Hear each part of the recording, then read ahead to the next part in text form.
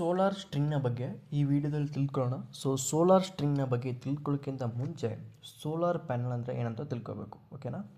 Solar panel ಅಂದರೆ ಸನ್ಲೈಟ್ನ use ಮಾಡಿಕೊಂಡು D C ಪವರಾಗಿ convert ಮಾಡುವಂಥ ಒಂದು ಡಿವೈಸ್ನ ಸೋಲಾರ್ ಪ್ಯಾನಲ್ ಅಂತ ಕರಿತೀವಿ, ಓಕೆನಾ.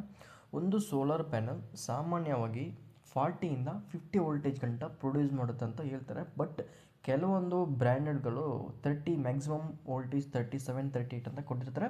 ಬಟ್ ಅಷ್ಟು ಪ್ರೊಡ್ಯೂಸ್ ಮಾಡಲ್ಲ. ಮ್ಯಾಕ್ಸಿಮಮ್ ಪೀಕಲ್ಲಿ ಮಾತ್ರ 37, 30, 40 ಅಂತ ಪ್ರೊಡ್ಯೂಸ್ ಮಾಡುತ್ತೆ.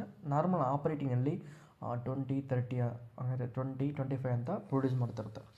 ಆದರೆ ಇನ್ವರ್ಟರ್ಗೆ ಬೇಕಾಗಿರೋಂಥ ವೋಲ್ಟೇಜ್ ಬಂದು ಇನ್ವರ್ಟರ್ ಇರುತ್ತಲ್ಲ, ಅಲ್ಲಿ ಇನ್ವರ್ಟರಲ್ಲಿ ಇಟ್ಟಿರ್ತಾರೆ. ಸೊ ಆ ಇನ್ವರ್ಟರ್ಗೆ ಬೇಕಾಗಿರೋದು 800 ವೋಲ್ಟೇಜ್ ಡಿ ಸಿ ಬೇಕಾಗಿರುತ್ತೆ, ಓಕೆನಾ. ಸೊ ಅದಕ್ಕೆ ನಾವೇನು ಮಾಡಬೇಕಾಗುತ್ತೆ, ಸೋಲಾರ್ ಪ್ರೊಡ್ಯೂಸ್ ಮಾಡೋದೇ 40 ವೋಲ್ಟೇಜ್ ಮ್ಯಾಕ್ಸಿಮಮ್ ಎಕ್ಸಾಂಪಲ್, ಓಕೆನಾ. ಸೊ ಅದರಿಂದ ಹಲವಾರು ಪ್ಯಾನಲ್ಗಳನ್ನ ಸೀರೀಸ್ ಕನೆಕ್ಷನ್ ಮಾಡಿಕೊಂಡು ವೋಲ್ಟೇಜ್ನ ಇನ್ಕ್ರೀಸ್ ಮಾಡ್ತೀವಿ. ಎಕ್ಸಾಂಪಲ್, ಒಂದು ಪ್ಯಾನಲ್ ಬಂದು 40 ವೋಲ್ಟೇಜ್ನ ಕೊಡುತ್ತೆ, ಓಕೆನಾ. ಇವಾಗ 10 ಪ್ಯಾನಲ್ನ ಸೀರೀಸಾಗಿ ಕನೆಕ್ಟ್ ಮಾಡಿದಾಗ 400 ವೋಲ್ಟೇಜ್ ಡಿ ಸಿ ಆಗಿ ಕನ್ವರ್ಟ್ ಆಯಿತು, ಓಕೆನಾ. ಅರ್ಥ ಆಯ್ತಾ? ಒಂದು ಪ್ಯಾನಲ್ ಬಂದು 40 ವೋಲ್ಟೇಜ್ ಪ್ರೊಡ್ಯೂಸ್ ಮಾಡುತ್ತೆ. ಅದೇ 10ರಿಂದ 20 ಎಕ್ಸಾಂಪಲ್ 10 ಪ್ಯಾನಲ್ನ ಸೀರೀಸಾಗಿ ಕನೆಕ್ಟ್ ಮಾಡಿದಾಗ ವೋಲ್ಟೇಜ್ ಇನ್ಕ್ರೀಸ್ ಆಗುತ್ತೆ. ಆವಾಗ ವೋಲ್ಟೇಜ್ ಎಷ್ಟಾಗುತ್ತೆ, 400 ವೋಲ್ಟ್ ಡಿ ಸಿ ಆಗಿ ಕನ್ವರ್ಟ್ ಆಯಿತು, ಓಕೆನಾ. ಈ ರೀತಿ ಸೀರೀಸ್ ಕನೆಕ್ಷನ್ನಾಗಿ ಪ್ಯಾನಲ್ನ ಕನೆಕ್ಟ್ ಮಾಡಿರ್ತೀವಲ್ಲ, ಅದನ್ನು ಸ್ಟ್ರಿಂಗ್ ಅಂತ ಕರಿತೀವಿ, ಅಂದರೆ ಸೋಲಾರ್ ಸ್ಟ್ರಿಂಗ್ ಅಂತ ಕರಿತೀವಿ. ಹಾಗಾದರೆ ಹಲವಾರು ಸ್ಟ್ರಿಂಗ್ಗಳನ್ನ ಪ್ಯಾರಲ್ ಆಗಿ ಕನೆಕ್ಟ್ ಮಾಡಿರ್ತೀವಲ್ಲ, ಅದನ್ನು ಸೋಲಾರ್ ಅರೇ ಅಂತ ಕರಿತೀವಿ. ಸೊ ಅದ್ರ ಬಗ್ಗೆ ನೆಕ್ಸ್ಟ್ ವಿಡಿಯೋದಲ್ಲಿ ನೋಡೋಣ. ಸೊ ಇವಾಗ ಸೋಲಾರ್ ಸ್ಟ್ರಿಂಗ್. ಸೊ ಈ ರೀತಿ ಸೋಲಾರ್ ಸ್ಟ್ರಿಂಗ್ ಮಾಡೋದ್ರಿಂದ ಏನೇನು ಅಡ್ವಾಂಟೇಜ್ ಆಗುತ್ತೆ ಅಂದರೆ, ವೋಲ್ಟೇಜ್ ಇನ್ಕ್ರೀಸ್ ಆಗುತ್ತೆ. ಏಕೆಂದರೆ ಇನ್ವರ್ಟರ್ಗೆ ಬೇಕಾಗಿರುವಂಥ ವೋಲ್ಟೇಜ್ ಎಬೋ 800 ಇರುತ್ತೆ, ಓಕೆನಾ.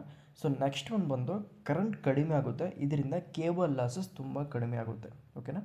ಮೂರನೇದು ಬಂದು ನಾನು ಮೇಯ್ನಾಗಿ ಹೇಳ್ದಂಗೆ ಇನ್ವರ್ಟರ್ಗೆ ಬೇಕಾಗಿರುವಂಥ ವೋಲ್ಟೇಜ್ ಸುಲಭವಾಗಿ ದೊರೆಯುತ್ತೆ, ಏಕೆಂದರೆ ವೋಲ್ಟೇಜ್ ಇನ್ಕ್ರೀಸ್ ಮಾಡಿರ್ತೀವಿ.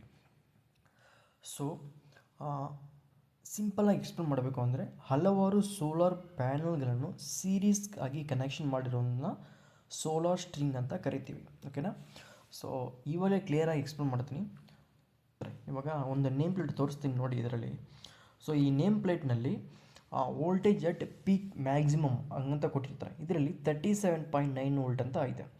ಸೊ ಇವಾಗ ನಾವು ಎಕ್ಸಾಂಪಲ್ಗೆ ಒಂದು 37.9 ಇಂಟು 40 ಅಂತ 40 ಪ್ಯಾನಲ್ನ ಸೀರೀಸಾಗಿ ಕನೆಕ್ಟ್ ಮಾಡಿರ್ತೀವಿ. ಅದರಲ್ಲಿ ಮ್ಯಾಕ್ಸಿಮಮ್ ಬಂದು 1516 ವೋಲ್ಟೇಜ್ ಡಿ ಸಿ ಪ್ರೊಡ್ಯೂಸ್ ಆಗುತ್ತೆ.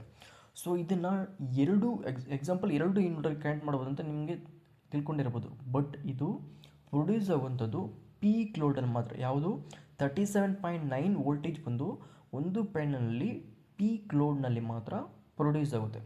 ಸೊ ನಾರ್ಮಲ್ ಆಪ್ರೇಟಿಂಗ್ ಸನ್ಲೈಟ್ ಅಷ್ಟೊಂದು ಇಲ್ಲ ಅಂದರೆ ನಾರ್ಮಲಾಗಿ 20ಇಂದ 25 ಅಷ್ಟು ಪ್ರೊಡ್ಯೂಸ್ ಮಾಡುತ್ತೆ. ಆ ರೀತಿ ಲೆಕ್ಕ ತೊಗೊಂಡ್ರೆ, ಯಾಕಂದರೆ 20 ವೋಲ್ಟೇಜ್ ಅಂತೂ ಲೆಕ್ಕ ತೊಗೊಂಡ್ರೆ ಒಂದು 40 ಪ್ಯಾನಲ್ ಕನೆಕ್ಟ್ ಮಾಡಿದ್ರೆ 800 ವೋಲ್ಟ್ ಅಂತ ಬರುತ್ತೆ. ಸೊ ಇನ್ವರ್ಟರ್ಗೆ ಬೇಕಾದಂಥ ವೋಲ್ಟೇಜ್ 800 ವೋಲ್ಟೇಜ್, ಓಕೆನಾ. ಸೊ ಇಷ್ಟು ಸಿಗುತ್ತೆ. ಸೊ ಅದಕ್ಕೆ ಎಷ್ಟರನ್ನು ಪ್ಯಾನಲ್ನ ಕನೆಕ್ಟ್ ಮಾಡ್ಕೊಂಡಿರ್ತಾರೆ ಅದನ್ನು ಸ್ಟ್ರಿಂಗ್ ಅಂತ ಹೇಳ್ತೀವಿ. ಅಂದರೆ ಸೀರಿಯಸ್ ಆಗಿ ಕನೆಕ್ಷನ್ ಮಾಡಿರುವಂಥ ಸೋಲಾರ್ ಪ್ಯಾನಲ್ಗಳನ್ನ ಸ್ಟ್ರಿಂಗ್ ಅಂತ ಕರಿತೀವಿ. ಸೊ ನೆಕ್ಸ್ಟ್ ವಿಡಿಯೋದಲ್ಲಿ ನಿಮಗೆ ಯಾವುದರ ರಿಲೇಟೆಡ್ ವಿಡಿಯೋ ಬೇಕು ಅಂತ, ಸೋಲಾರ್ ರಿಲೇಟೆಡಲ್ಲಿ ಯಾವುದ್ರ ಬಗ್ಗೆ ವಿಡಿಯೋ ಬೇಕು ಅಂತ ತಿಳಿಸ್ಕೊಡಿ, ಅಂದರೆ ಕಮೆಂಟ್ ಮಾಡಿ. ನಾನು ಅದರ ಬಗ್ಗೆ ವಿಡಿಯೋನ ಮಾಡಿ ಹಾಕ್ತೀನಿ, ಓಕೆನಾ. Thank you for watching.